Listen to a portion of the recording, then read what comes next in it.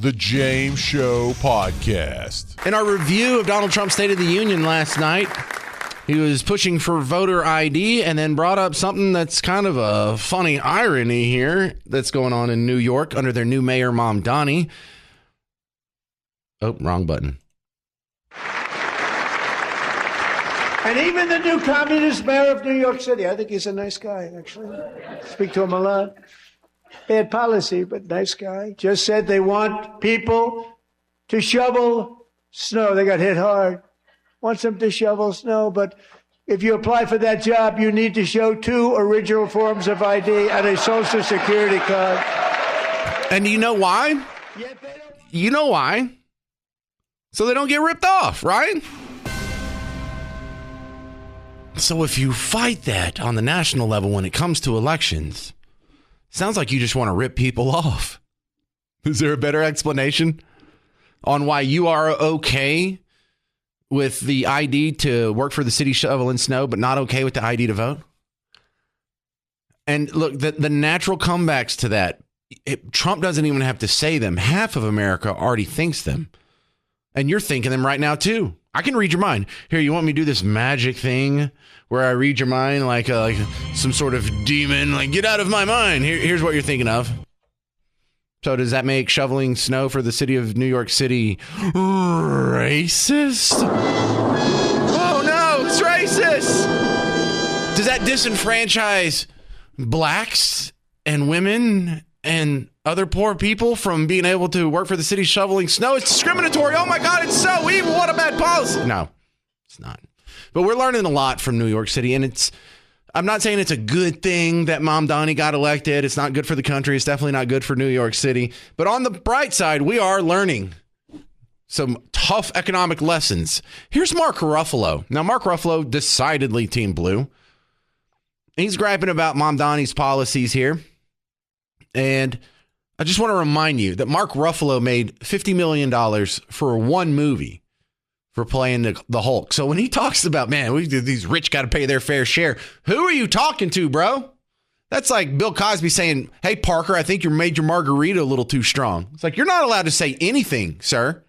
New York rent is crushing people. Childcare now costs over $20,000 a year on average. All while Trump's policies keep making billionaires richer, while working families endure cuts to essential services. So last year, over 1 million New Yorkers came together to vote for Mayor Mamdani's affordability agenda. So who's getting in the way? Governor Kathy Hochul has a choice to make. You protect working families and tax the rich, or make Trump's cuts worse by forcing everyday people to pay more. 60% of New Yorkers, like me, agree that we should tax billionaires and corporations to fund childcare, housing, and transit. Working people shouldn't be the ones always stuck with the bill. This Wednesday, February 25th, thousands of folks are going to Albany to send Kathy Hochul one clear message.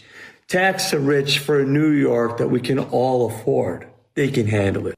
Now, if you weren't here earlier, let me go ahead and replay for you. Remember Abigail Spanberger, who did the Democrat rebuttal? She admitted that when you raise taxes on other people, on corporations, on rich people, on businesses, that those taxes get passed along and they're really paid for by the end user, which is the rest of us. And by the rest of us, I mean, not you. As long as you don't ever do any business with a corporation, then it doesn't affect you. But I think that's pretty much all of us, isn't it? Because since this president took office last year, his reckless trade policies have forced American families to pay more than $1,700 each in tariff costs. Small businesses have suffered, farmers have suffered, some losing entire markets. Everyday Americans are paying the price. That's right. Whenever you raise taxes on other people, people who own businesses or the businesses themselves, we all end up paying the price. We don't get richer. We get poorer. To the phones we go. 800-288-9227. This is Tav and Rockwall. Yes, how are y'all? Fantastic. Go. Hey. Well, yeah, no, I thoroughly enjoyed the State of the Union. I'd heard some people use the comment that he won the Congressional Medal of Honor, and just I was sitting with Mike Thornton about 10 years ago, who was also a recipient of the Medal of Honor, and he let me know how disrespectful it is if we say it that way. And so just for the general public, when they're using it, to make sure that we don't say one, because it's not something we win. It's not a contest. Just out of respect. So you were just calling in for an etiquette lesson on the Medal of Honor?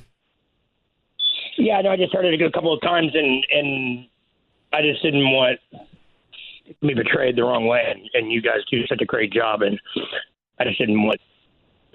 No, that's fine. Listen, Tav, I am just a mouth-breathing hick who crawled out of the forest from the middle of East Texas. I need all the etiquette lessons I can get. I don't even know which fork to use when I go to Chipotle. So, all right. Thank you very much, Tav. My next guest, Connor Vassell, coming back on from Young Voices.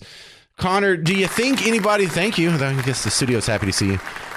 You think anybody was persuaded to maybe rethink their positions if they watched last night's speech?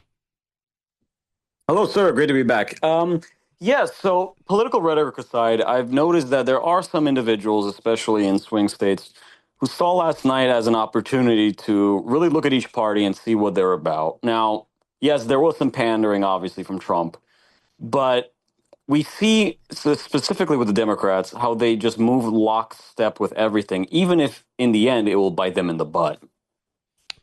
All right, fair enough. The part where he asked if the first priority of the politicians should be the American citizens or the foreigners. Hang on a second. Let me replay this for the people just joining us. So tonight I'm inviting every legislature to join with my administration in reaffirming a fundamental principle. If you agree with this statement, then stand up and show your support. The first duty of the American government is to protect American citizens, not illegal aliens. Okay, now in this reaction, everyone in the gallery is standing up except for the Democrats. Connor Vassell, is that going to hurt him in the long run? You know, whatever someone thinks about Trump, he really knows how to place people in the corner. And the Democrats could have definitely taken that as an opportunity to stand up and just play it back in his face, saying, no, you bigot, we actually care about American citizens. We're doing everything we can. But they didn't, because they are letting ego rule their action. And at the end of the day, it just shows that they really are just the party of anti-Trump. It doesn't really matter what the policies may be. They are just doing everything in spite of him. And at the end of the day, you know, whether that helps him or hurts him in the midterms, I think there are much more serious elements at play for the midterms. So, Connor Vassell, the people that didn't stand up, I feel like that they may be seeing this in campaign videos used against them in the near future. Yes. Not only that, there's one thing to not stand up and be petty towards Trump. It's another thing when you don't stand up to the guests during the State of the Union. And it didn't happen all the time. Granted, everyone stood up during the military guests, especially when he was bestowing honors on them. That would be just political a faux pas in order if they do that. However, there were certain guests where when I watched it, they didn't stand up. They did not clap. And that was more so towards Trump's foreign policy in regards to what happened with Venezuela and Maduro. There's also Irina Zarutska's mom. They just refuse to stand up for them. It's one thing to be petty towards a politician like Trump. It's another thing to not address and respect American citizens. So, Connor Vassell, we got a good sense of where he wants to go for, I guess, from now until the midterms. Do you think this speech ultimately helped or hurt his odds at keeping majorities?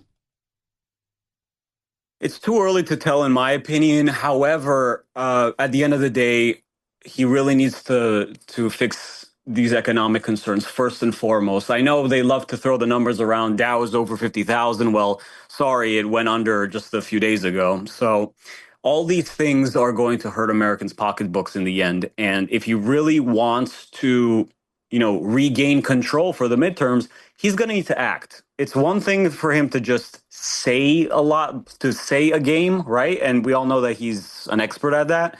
But if he really wants to regain lost traction with the midterms, he's going to have to step it up. So of all the stories that he told, a lot of them were emotional or touching or just downright sad and heartbreaking. I got to tell you, Connor, I loved the story of the helicopter pilot on the Venezuela Maduro raid. I had no idea that level of detail, and it kind of makes the raid even more impressive because, I thought they just got in there and out in a few minutes unscathed, but it turns out we took some bullets. Of course, there's a lot of preparation that goes into these, and it just is testament to the fact of how professional and how effective our military is. And when he, as you just said, when he said that story, I couldn't help but tear up a little bit because you cannot listen to these stories about American citizens who are putting their lives on the line for our country and think, oh, well, I'm not going to feel anything. There's something just innate and almost spiritual about that, if I can explain it correctly. I think admirable is where I would go first, but it's also just look at the disparate expectations that we have. For this helicopter pilot, he's expected to take a Chinook helicopter into oncoming fire in enemy territory when they know he's coming. He gets shot 4 times, and he just keeps doing his job. Meanwhile, we're told that a big chunk of the country isn't even expected to get a photo ID to vote. That's how low the bar is for them. God forbid. God forbid. How dare you? You can't say that. All right, Connor Vassell, where do we find your great work online? Where are you at these days? Thank you, sir. I am on X. I'm also on Instagram and on TikTok under my name, Connor Vassell, owning the libs and the communists, as they say. Look me up. Oh, you can't own the communists. There's no private property, Connor. Oh, sorry. I'll try better. That's a semantic paradox. Thank you very much, Connor Vassell. Jen Psaki last night in the post-speech coverage was talking about how just everything in it's unpopular. Oh, yeah, his stance on immigration, just wildly unpopular. Everything's unpopular. But look at how she described it's 3 things. Pornography, violence, and what was the other one? It's just... What? And Trump decided to double down on things that are hugely unpopular. I mean, to your point, it was like a 3-part speech. There was the gross, violent pornography part of it. There was the circus entertainer part where he was bringing out unrelated people in vignettes. And then there was a part that was policy-ish, right? And that was doubling down on tariffs. In the ABC poll, 72% of independents disapprove. And doubling down on immigration and his policies were 58% disapprove. So if you're a Republican sitting in there, you're a Republican running for office, that is not a speech that gives you a guide. It's not a speech that helps you out there try to win. Yeah, because, that's what's really unpopular is deporting illegals. Even a majority of Democrats want illegals deported. Now, where she comes up with the number 58% disapproval, you can go find the polls where it says, do you agree with ICE's rough handling of children or some instance where it's kind of a loaded question. And then they'll take the people that definitely think it's wrong. And then they'll take the people who are unsure. And if it's only like 42% of the people like it, they'll be like, see, 58% of the people don't like it. So she's really stretching the numbers there, but go ahead and keep lying to yourself. Go ahead and keep lying to yourself that Americans don't want illegals deported. Go ahead and keep lying to yourself that we don't want a smaller government. We don't want lower taxes. Go ahead and keep lying to yourself about where we stand on these issues with voter ID, another one that's above 70% even among Democrats. But no, the worst came from Morning Joe Scarborough. In this one, there's 2 nominees I have for him, and it's hard for me to decide which one is number 1. But I think I'll play you my number 2 first because it doesn't have any cuss words in it. A couple things that I thought were extraordinary that you wouldn't see in other State of the Unions unless they were Donald Trump's. The first, of course, was just the unrelenting bigotry, the lies, the attacking of one group specifically, the Somalis, Somali Americans. That's the sort of thing that, I'm not going to talk about fascism or Nazism. You just read history and see what type of regimes will pick 1 or 2 groups and blame all of America's ills on those groups. That's one of the things that the president did. Man, maybe that should have been number 1 because it doesn't have a cuss word, but fascism, authoritarianism, unrelenting bigotry. Did anybody hear 1 second of unrelenting bigotry? Holy crap, that's amazing. That is fantastic. But here's the one that I think this beats it, but it's pretty much a tie. Joe Scarborough. I had to beat Joe Scarborough. Can you believe that? There was a broadcaster that said the speech was extraordinary. Yes, it was extraordinary. It was extraordinary for many reasons. Most of them just, he did that no sane president would ever do. It was really, really crazy to be watching that in a State of the Union address. You know, the fact that he gets so worked up, I don't even get that part. Because as a guy who, generally speaking, I am pro Team Red, I'm not that excited about this speech. I don't think it was devastating. I don't think it was a home run. Most State of the Unions are something that are forgotten about within a matter of months. Every once in a while, there's a line that will linger on for years to come.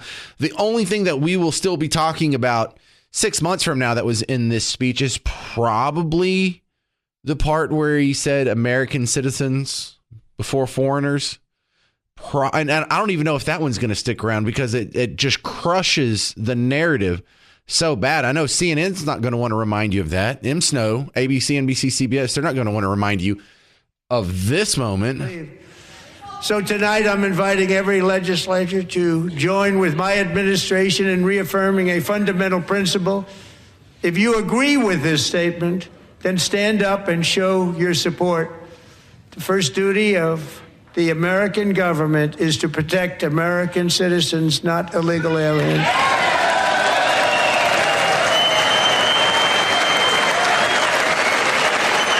The fact that they're not standing up there,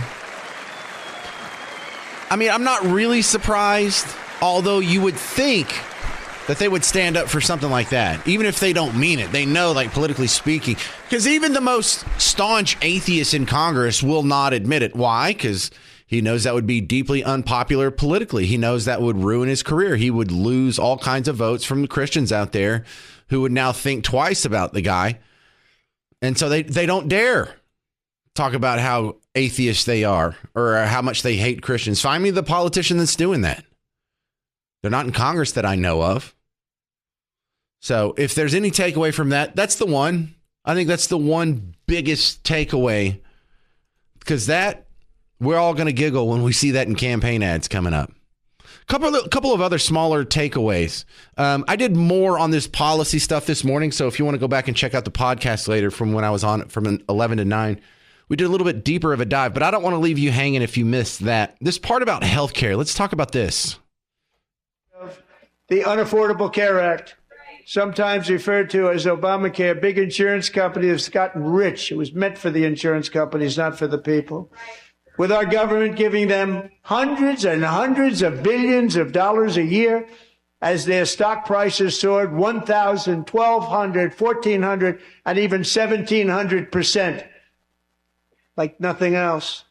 That's why I introduced the great healthcare plan. I want to stop all payments to big insurance companies and instead give that money directly to the people so they can buy their own health care, which will be better health care at a much lower cost. All right, longtime listeners of the James Show are already rolling their eyes because they know what I'm going to say here. Just get rid of government programs into healthcare, period. Capitalism's better than socialism, even when it comes to medical care. We shouldn't be tweaking Obamacare. We shouldn't be making adjustments to the Affordable Care Act.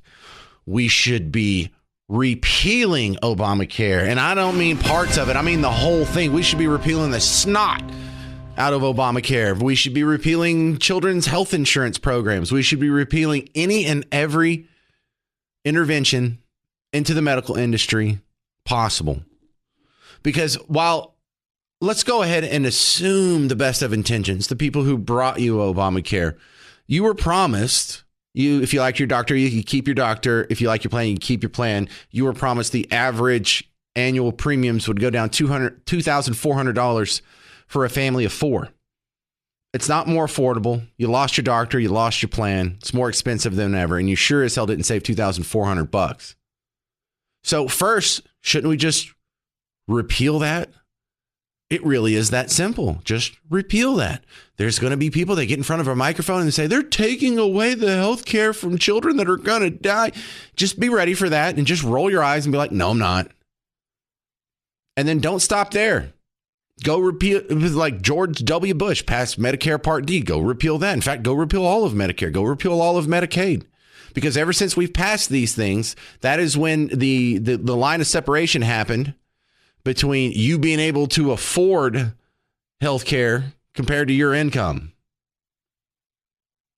So I'm never impressed by the next social program to try and fix healthcare. I will only be impressed by the repeal of social programs aimed at helping healthcare, or social programs, period, whether it's helping education or housing and urban development or Somali daycares or home healthcare services or whatever scam they're running at the H-1B visas. Just get the government out.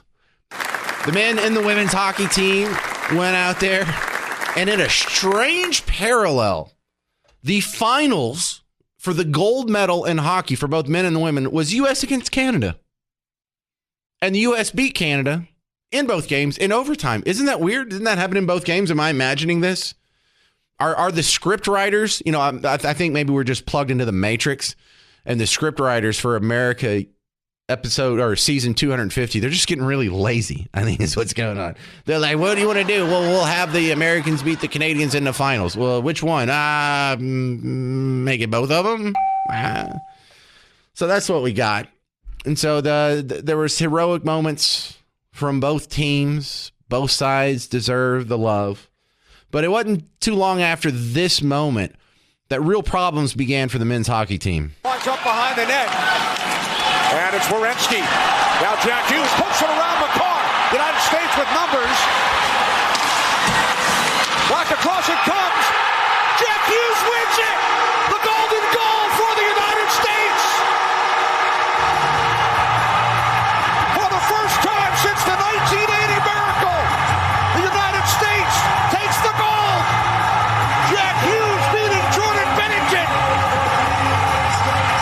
All right, how cool is it that they play Freebird? That's kind of been the adopted theme song, Freebird, and I love it. Because it doesn't play the slow part at the beginning. It plays a 28-minute guitar solo on the back half of the song.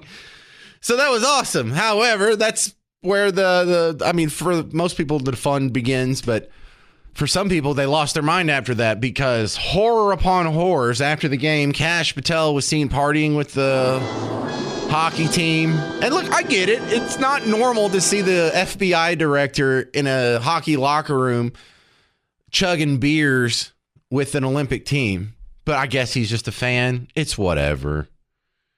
But then Kash Patel got Donald Trump on the phone, and they made a joke about the women's team that it's been criticized over and over and over. And I didn't even know what the joke was this morning. I wanted to go find it between my shifts today, because what is all the fuss about this joke? What's this joke that these people are talking about that's so offensive, so bad, so misogynistic, so terrible, just proves that Trump's evil and the men's hockey team, they're all just evil, terrible people, and they didn't apologize for it.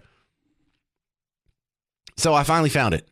And Yahoo Sports, in fact, where did this come from? Yahoo Sports grabbed this from Clutch Points. Clutch Points reports that Kash Patel called Trump, put him on speakerphone in the locker room right after the gold medal was won. And here's the quote. Trump said via WIFR. Here's the quote. What would be really cool, and we'll do the White House next time, we'll just have some fun. We'll have medals for you guys, and I must tell you, we're going to have to bring the women's team. You know that? And then everyone laughed. We're going to have to bring the women's team. According to the report, the whole team erupted with laughter. I'm just reading the report here. Trump then took it a step further. I do believe that I would probably be impeached if they weren't invited. Now, how harmless is that? Or maybe on the other end, how offensive is that? Well, I don't know. Let's ask Boston Brian, how offensive was that? So as a lifelong sports fan, a lifelong hockey player, somebody that watched the gold medal game start to finish, somebody that was very proud of the team, very proud of their accomplishments, and very proud of the country after they won, I just want to go on and reiterate that Team USA can, in fact, stick those gold medals straight up their okay? It doesn't matter what you did, doesn't matter who you recognized, doesn't matter how proud you made people during the Olympics. If you're going to go and talk to a pedophile, if you're going to go and talk to Jeffrey Epstein's best friend, if you're going to go and meet Jeffrey Epstein's best friend, if you're going to party and drink beers with Kash Patel, the guy in power actively covering up the world's largest sex trafficking ring of children, then you can yourselves, okay? You can choke on those gold medals for all I give a I don't give a if I just saved a cat out of a tree or a woman from a burning building. Wouldn't matter if 10 minutes later you caught me with the pedophile, right? If you caught me covering up a pedophile ring, right? Doesn't matter, right? Wouldn't matter. Hey, it doesn't matter if you just won the gold or if you just saved a kitten. Wouldn't matter. So the fact that you guys are too stupid or too ignorant to recognize what's going on in this country and what did represents you even talking to that scumbag, that low-life son of a and that cross-eyed piece of Kash Patel, having him in the locker room. If you don't think that makes a political statement and opens you up to retribution and people giving their opinions about your political statement, you're even dumber than I thought. Well, I bet he's fun at parties.